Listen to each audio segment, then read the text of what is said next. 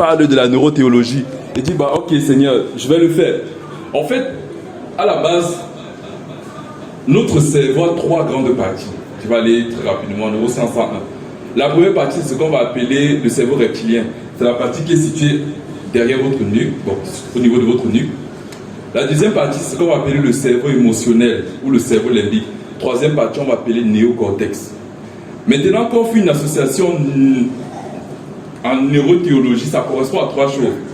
Ton corps, ton âme et ton esprit. Chaque partie du cerveau gère chaque compartiment de ton être. J'atterris. Première partie, j'ai parlé du cerveau reptilien. C'est ce qui gère ton corps. Le cerveau reptilien gère ta respiration, les humeurs, la respiration, le rythme cardiaque, marcher, tes talents et bien d'autres choses. Ton subconscient aussi. Deuxième chose très importante, le cerveau émotionnel est lié avec l'âme. Moi, j'ai un moment donné, j'ai eu un problème, je me suis dit, on parle trop de l'âme. L'âme, c'est quoi, mon frère, Seigneur? C'est quoi? Tu me dis tous les jours, l'âme est montée, l'âme c'est descendu. Le Seigneur me dit que c'est très simple. Ton âme, c'est ton cerveau émotionnel. Pourquoi? La science explique que ton cerveau ne fait pas la différence entre une blessure physique et une blessure émotionnelle. Ça veut dire quoi? Quand tu ressens une blessure émotionnelle, la partie de ton cerveau qui réagit lorsque tu te fais mal, c'est la même partie en fait qui réagit. Donc pour dire que c'est ton cerveau qui gère tout ce qui concerne tes émotions. L'âme, ce n'est pas quelque chose d'abstrait, c'est ici dedans. Mais je ne veux pas entrer en profondeur là, vraiment, c'est... Voilà. Je continue en disant maintenant que la troisième partie qui est ici, le néocortex, on appelle ça un nouveau cerveau, c'est ce qui gère notre esprit. Dieu a mis dans notre nouveau cerveau, le lobe frontal, la capacité de marcher par l'esprit. Pourquoi? C'est grâce au lobe frontal que tu peux avoir la discipline, la maîtrise de soi, que tu peux marcher par la joie, que tu peux voir les pensées négatives et les repousser. C'est grâce à ton lobe frontal que tu peux contempler Christ et être transformé à la même image. C'est grâce à ton lobe frontal que tu peux manifester ta réelle identité. Parce que d'après le docteur Joe Dispenza, il explique que notre réelle identité se cache dans cette partie du cerveau. C'est où Dieu a mis toute la puissance de l'homme. Quand on parle de Jésus, quand j'étudie l'histoire de Jésus était quelqu'un qui était conduit par son lobe frontal. Pourquoi le lobe frontal en neurosciences l'appelle le PDG du cerveau? Il contrôle 30%. Donc c'est lui, quand du PDG, il prend toutes les décisions. Et quand vous voyez Jésus, en fait, il n'était pas affecté par quoi que ce soit, c'est parce que non. La puissance, l'onction, le Saint-Esprit coopèrent avec ton lobe frontal. Est-ce que quelqu'un me suit? Voilà. Maintenant, je vais encore là en profondeur. Trois personnes en une. Le Père, le Fils et le Saint-Esprit. Le Père vient transformer ton côté reptilien, ton cerveau reptilien. Dans quel sens? Quand tu es malade, c'est la puissance de Dieu qui vient te guérir. Ça touche directement dans ton subconscient. Pourquoi? Le subconscient gère 95% de votre réalité. 95%. Tes finances, tes relations, ton mariage, ta relation avec toi-même, c'est dans ton subconscient. Et j'en parle dans mon livre, en fait, comment entre 0 et 6 ans, le subconscient d'un individu peut être conditionné. Conditionné, c'est ce qu'on peut appeler les masques en psychologie. Quand quelqu'un marche avec des masques, on appelle ça chez nous le conditionnement. Il est conditionné à jouer ce rôle. Donc, les parents, en fait, moi j'ai écrit ce livre parce que je me suis dit non, les parents ont besoin d'éduquer leurs enfants à comprendre le cerveau. Tu ne peux pas dire fais n'importe quoi devant ton enfant. Tu ne peux pas. Maintenant, je continue. Il y a Jésus et le cerveau émotionnel. Quand vous lisez l'énoncé de mission de Jésus dans Luc 4, verset 18, il dit, je suis venu afin de libérer. Quand vous lisez tout ça c'est émotionnel. Tout ça c'est émotionnel. Jésus est venu transformer votre âme. Transformer votre âme. Romains 12, verset 2. Renouveler votre intelligence. Et je tiens à rappeler aussi que c'est dans ton cerveau émotionnel, c'est ton cerveau émotionnel qui prend tes décisions. C'est pourquoi une blessure peut affecter tes décisions. Parce que quand, par exemple, tu vas au marché pour acheter quelque chose, tu n'achètes pas avec c'est ton cerveau émotionnel, c'est en fonction de tes humeurs. Si aujourd'hui peut-être ton mari t'est énervé, tu vas marcher comme ça, quelqu'un se voit tu pétines, mince, tu n'as pas vu où tu marchais. Pourquoi tu réagis ainsi? C'est parce que tu réagis avec ton cerveau émotionnel. Et le cerveau émotionnel aussi, c'est le siège de la chair. Parce que dans le cerveau émotionnel, c'est ce qu'on appelle l'amygdale. L'amygdale, c'est tout ce qui déclenche la peur. Les émotions charnelles, tout ce qui est charnel là. je fais vraiment un apprécié général. Et je vais finir maintenant l'esprit, le Saint-Esprit avec le lobe frontal. Quand Dieu m'enseigne ça, je dis waouh! Parce que Dieu, il m'a dit que j'ai mis une puissance dans le cerveau de l'être humain pour lui donner pleine capacité de manifester ma nature. Je vais vous prendre une seule découverte sur le cerveau.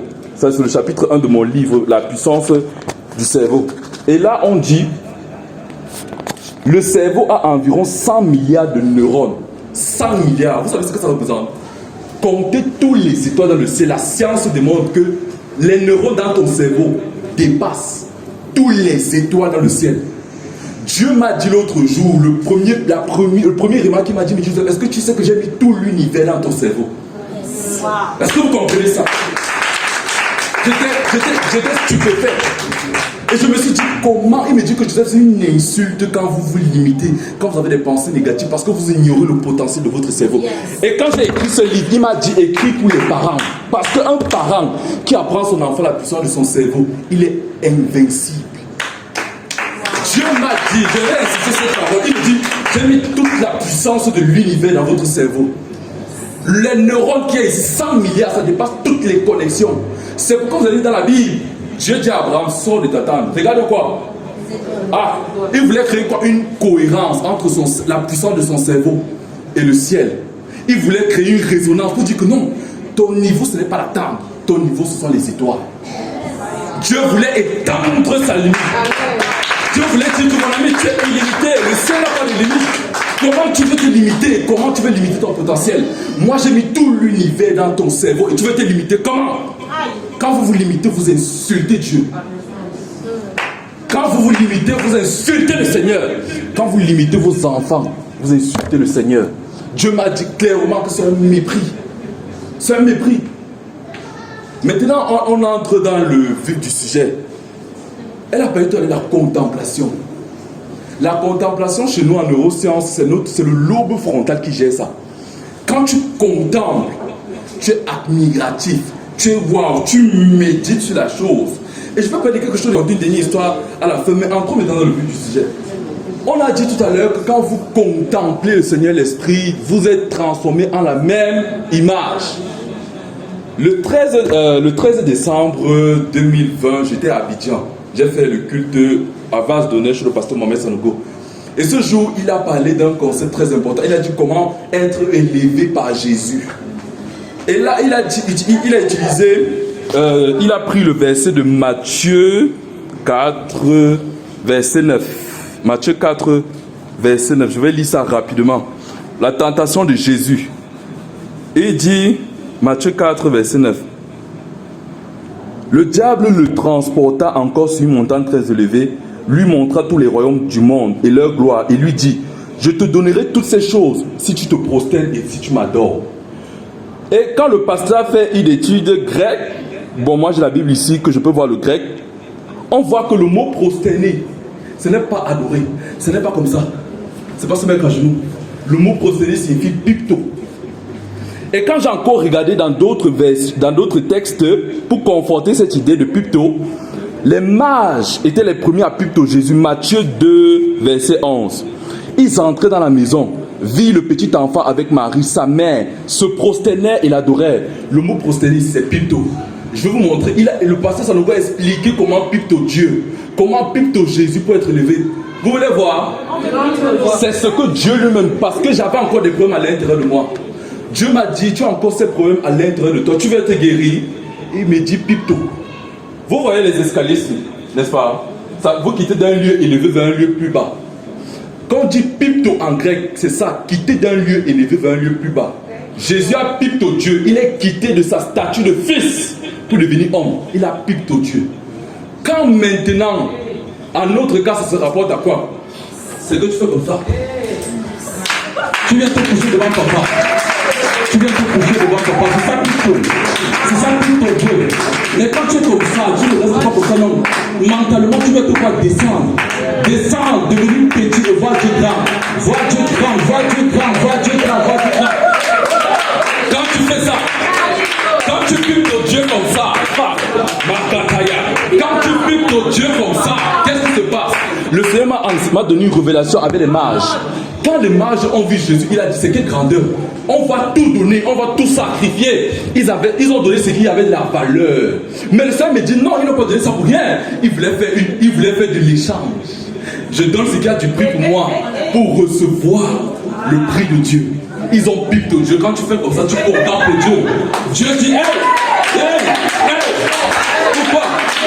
Quand tu piques au Dieu comme ça, l'image de Dieu, la gloire de Dieu se déverse sur toi. La gloire de Dieu se déverse sur toi. Je ne raconte pas des choses que je n'ai pas vues. Le Seigneur m'a dit, je suis rentré le jour-là au culte. J'ai offert mon livre au pasteur Sanogo. Je me suis placé à côté de lui comme ça. J'ai dit qu'il y avait une onction. L'onction m'a secoué quand je rentrais. Le Seigneur me dit, arrive à la maison, pique-toi tous les problèmes émotionnels qui sont à l'intérieur. Comme m'a dit, j'ai fait ça pendant 2 heures. J'ai dit, papa, je suis qui? Je suis né devant toi. Je ne suis rien. Toi, tu es grand, Seigneur. Tu es grand. Alors que je le faisais, je sentais comment les choses quittaient. Et Dieu me transformait en la même image. Qu'est-ce que Dieu utilisait? Il utilisait mes neurones miroirs. Quand tu viens contempler Dieu, c'est comme Isabelle a dit, tu admires Jésus. Waouh, Jésus, donc tu as fait ça. Waouh. Et quand tu médites la parole, tu vas plutôt. Quand tu plutôt, tu penses à l'image de Jésus, tout ce que tu as lu dans les Écritures. Tu le contemples dans toute sa grandeur. Le potentiel de Jésus que tu contemples devient le tien. Amen. Est-ce que vous comprenez ça? Si tu veux la maîtrise de toi, va contempler la maîtrise de toi chez Jésus. Qu'est-ce qui se passe? Même la séance, elle explique que ce que tu contemples devient ta réalité. Ce que tu contemples, je vous prends un exemple. Les films ont bien compris ça.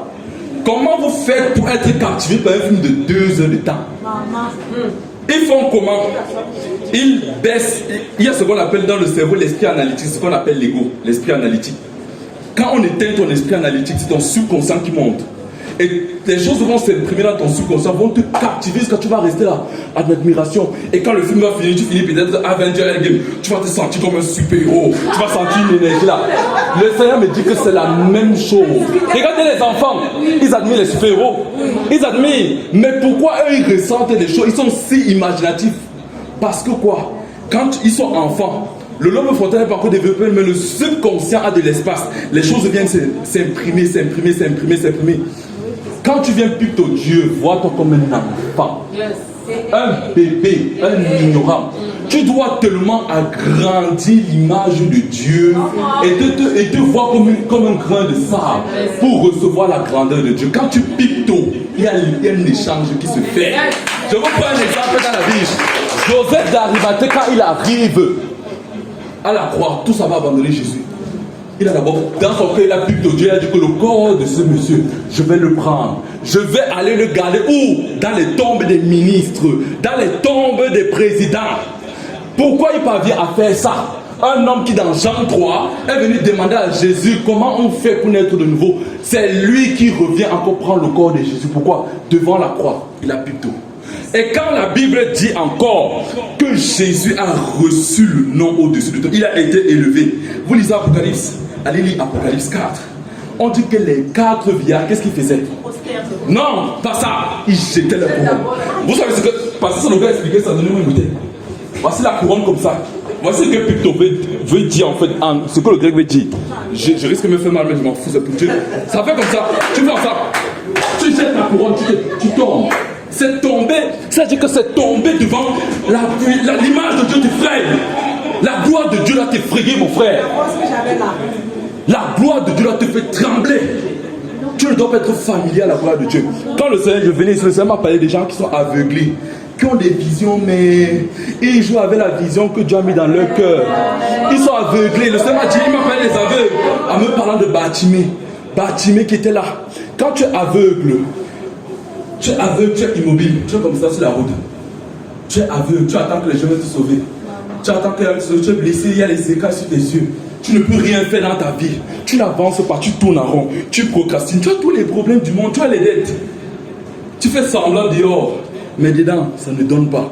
L'aveugle, le Seigneur dit aveuglement spirituel. Et la Bible dit que là où l'esprit est, il y a la liberté. Bartimée a dit Jésus. Il a crié une fois. Mais il a dit que non. Le niveau de l'image que j'ai de Jésus là est encore petit. Je vais élever le niveau. Il est encore plus tôt. Jésus, fils de Dieu. Jésus l'a guéri instamment. Je prie ici au nom de Jésus-Christ. Que tous ceux qui sont aveuglés spirituellement, que le voile se déchire au nom de Jésus-Christ. Parce que quand Jésus est mort, le voile s'est déchiré. Le voile s'est déchiré. Je vais finir avec ce passage de Colossiens 3, verset 11. Moi, j'explique. L'onction que Dieu m'a donnée, c'est d'expliquer la Bible avec la science et vice-versa. Je ne suis pas scientifique. Je vais entrer dans leur domaine et je vais leur montrer que c'est mon père, le père de mon père, qui s'appelle Dieu, qui a créé ce domaine. Colossiens 3, verset 10. Il commence au verset 9. Paul dit, ne mentez pas les uns les autres, vous étant dépouillés du vieil homme et de ses œuvres, et ayant revêtu l'homme nouveau, qui se renouvelle dans la connaissance, selon l'image de celui qui l'a créé. On dit comment il se renouvelle. C'est un processus continu. Tu dois être renouvelé. Excusez-moi, je vous dis quand même que je fais dans la psychologie et tout. Mais la psychologie vous dit que vous avez un soi. Il y a un moi là, ça n'existe plus. Pourquoi? La Bible nous dit que on a été crucifié avec Christ. Le toi, c'est que tu dis que le soi là, il est mort. Il est mort. Tu n'as plus de toi. Il n'y a plus de toi. La seule personne qui doit exister à l'intérieur de toi, c'est qui? C'est Christ. Tant que tu n'as pas cette compréhension, tu ne peux pas vivre Christ.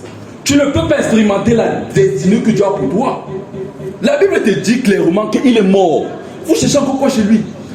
Dieu m'a appris, quand je coach les gens pour changer leur cerveau, pour guérir des maladies, il dit que non, arrête de t'attarder sur tes blessures, tes machins. On va en parler une fois.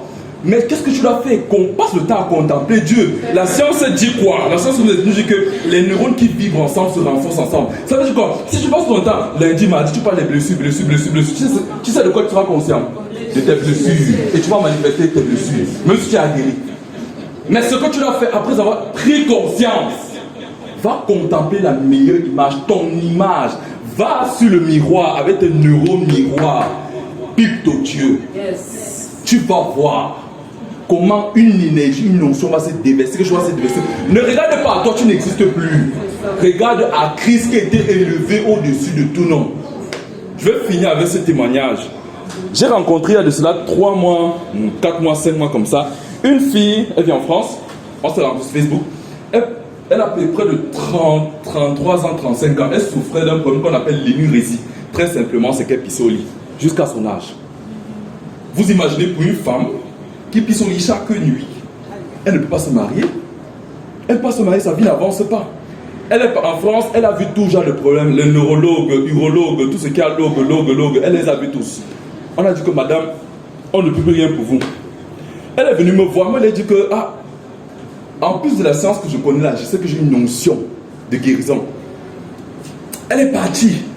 Elle est encore partie essayer que ça n'a pas donné. Elle revient encore me voir, elle me dit que coach. Je lui dis que bon, pour ton cas, si je ne veux pas te prendre l'argent au début, je vais te prendre à la fin. Si ça marche, paye-moi. Si ça ne marche pas, ne me paye pas. Je mets Dieu au défi, je mets aussi au défi. On a travaillé pendant 5 semaines. La première semaine, la première séance, elle a passé tout le temps à pleurer. Nous sommes ancrés dans son cerveau. Moi, j'ai la grâce que le Seigneur m'utilise. En fait, je peux voir le cerveau des gens. À l'intérieur, j'ai commencé à lui décrire des souvenirs, des souvenirs de son enfance. Donc, je dis que non, il y a ça. Boum. Et elle m'a dit aussi, elle m'a révélé aussi qu'il y avait un rêve qui activait tout le temps en fait. Donc, elle se voyait toujours en train de pisser. Et ça se manifestait dans la réalité parce que ton cerveau ne fait pas la différence entre un rêve et la réalité. Donc, le Seigneur m'a montré comment casser le rêve dans son esprit. Dès qu'on a fait la première séance, le lendemain, elle ne pissait plus. Jusqu'aujourd'hui, elle est guérie. Ça a dépassé tous les médecins de la France. Mais j'avais dit à Dieu, ma mère est décédée d'une maladie grave, non. Tu vas me donner la grâce. J'ai appris toutes les sciences. Je vais voir, on parle des miracles ici, non. Il y a la science et il y a l'onction que Dieu donne. Je prie ici afin que chacun d'entre vous reçoive une libération, une prise de conscience du potentiel de Dieu, pas de son potentiel. Tu n'as pas de potentiel. Que tu prennes conscience du potentiel de Dieu et que tu regardes. Quand chaque nuit, regarde le ciel et les étoiles, je dis, tout l'univers est dans ma tête. Amen. La créativité illimitée. Yes. L'intelligence illimitée. Il va venir nous parler de l'argent. Dans notre domaine, ce qu'on appelle la neuroéconomie, il y a un lien entre ce qui se passe dans ta tête et le niveau de revenu que tu gagnes. Il va nous parler de ça. Il y a un lien entre ton cerveau et tes relations. Il y a un lien entre Christ et toi. Il y a un lien. Ton cerveau est la pièce maîtresse que Dieu t'a donnée pour coordonner ta vie sur la terre. Tant que tu ne comprends pas la puissance de ton cerveau, tu vas échouer sur la terre. C'est le message que Dieu m'a donné parce que moi j'ai eu des problèmes, j'ai échoué à l'école parce que je ne connaissais pas la Quand j'ai écrit ce livre, c'est certes pour les enfants, même les adultes, j'ai parlé des adultes ici, j'ai expliqué des choses profondes.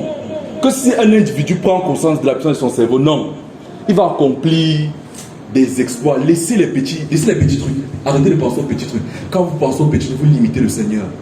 Pensez aux trucs qui dépassent l'univers. Il y a des rêves qui dépassent l'univers. Je vous mets à défi. Vous allez voir si le Seigneur, lui qui est si grand, qui a dit que demande-moi les extrémités de... Il ne va pas vous donner ces extrémités au nom de Jésus. Il va vous les donner. Amen. Amen.